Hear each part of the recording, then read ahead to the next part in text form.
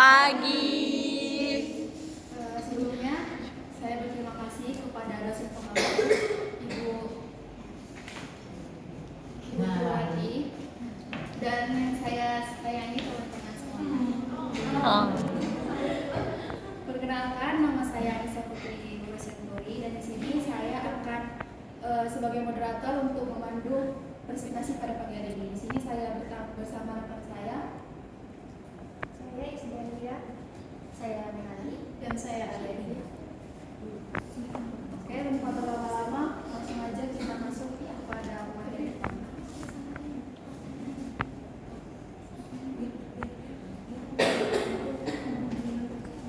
Baik teman-teman, untuk ruang lingkup yang saya bahas di sini ada beberapa pertama itu ada pengertian, kedua klasifikasi, ketiga itu ada indikator pembiayaan, keempat itu ada perlakuan akuntansi leses, kelima itu ada perlakuan akuntansi lesser, yang keenam itu ada penyajian dan pengungkapan, yang ketujuh itu ada perbedaan PSAK 30 dan PSAK 73. Untuk kesimpulan itu akan dibacakan oleh moderator. Pertama, di sini ada definisi. Leasing berasal dari kata lease yang berarti sewa atau lebih umum diartikan sewa menyewa, yaitu perjanjian di mana lessor atau pemberi sewa memberikan hak kepada leasing atau penyewa untuk menggunakan suatu aset selama periode tertentu sebagai imbalan pembayaran sewa. Istilah sewa pada pembahasan ini dulunya dikenal sebagai sewa guna usaha atau leasing.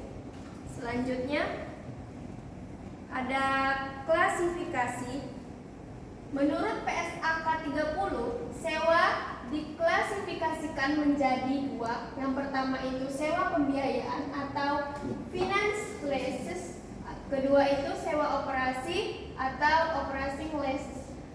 Selanjutnya itu ada klasifikasi ditentukan berdasarkan apakah risiko dan manfaat kepemilikan aset telah dialihkan secara substansial kepada leases.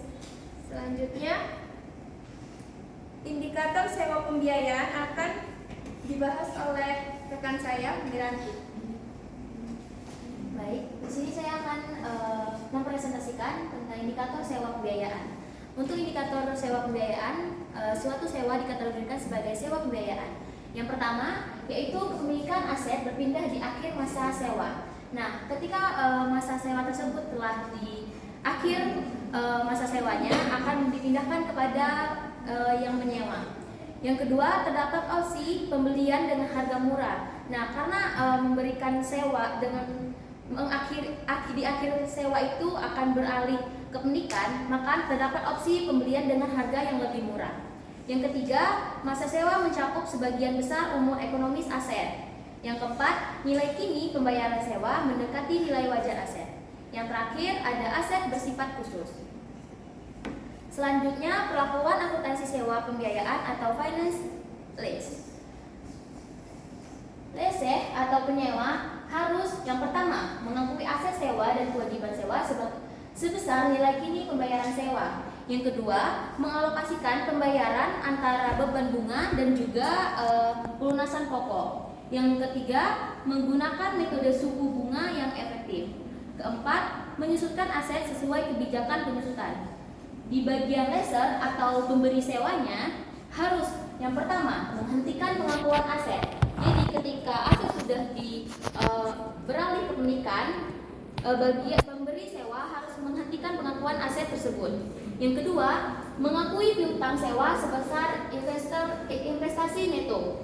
Yang terakhir, mengakui pendapatan bunga menggunakan metode suku bunga efektif. Untuk selanjutnya akan dilanjutkan oleh rekan saya. Tadi kita sudah mendengarkan perlakuan akuntansi dari sewa pembiayaannya. Sekarang kita masuk ke perlakuan akuntansi sewa operasi atau operasi relasi. Nah, yang dari slide yang ini kita akan lihat dari segi lesi dan segi lesornya. Yang pertama, lesi atau penyewa.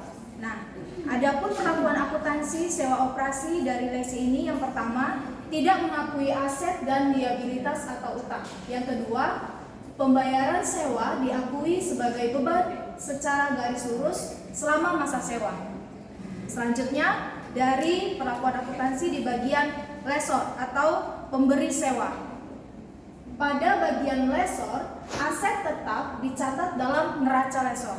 Yang kedua, disusutkan seperti aset tetap lainnya. Dan yang terakhir, pendapatan sewa diakui secara garis lurus selama masa sewa. Lanjut, penyajian dan pengungkapan. Entitas yang harus mengungkapkan hal itu yaitu yang pertama, kebijakan akuntansi sewa, lalu jumlah pembayaran minimum sewa, rincian jatuh tempo kewajiban, dan yang terakhir, nilai tercatat aset sewa.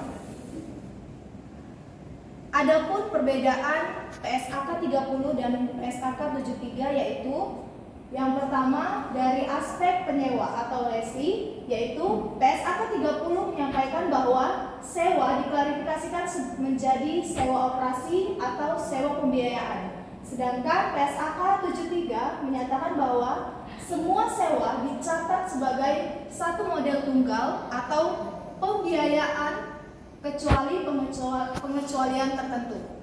Lanjut dari aspek penyewanya atau lesor, PSAK 30 mengatakan bahwa membedakan sewa operasi dan sewa pembiayaan.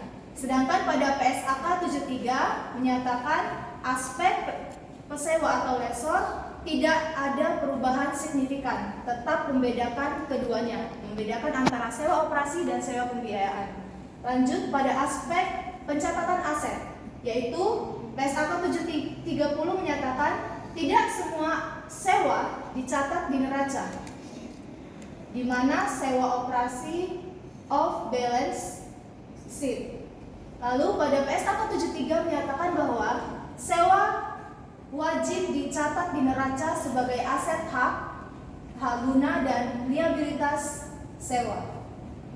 Lanjut pada aspek transparansinya, PSAK 30 menyatakan bahwa kewajiban sewa operasi tidak terlihat di laporan keuangan.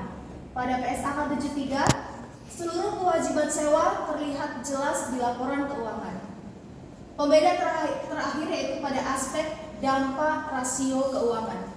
Pada PSAK 30 menyatakan bahwa rasio utang relatif lebih rendah karena sewa operasi tidak masuk neraca. Pada PSAK 73 menyatakan bahwa rasio utang meningkat karena semua sewa masuk neraca.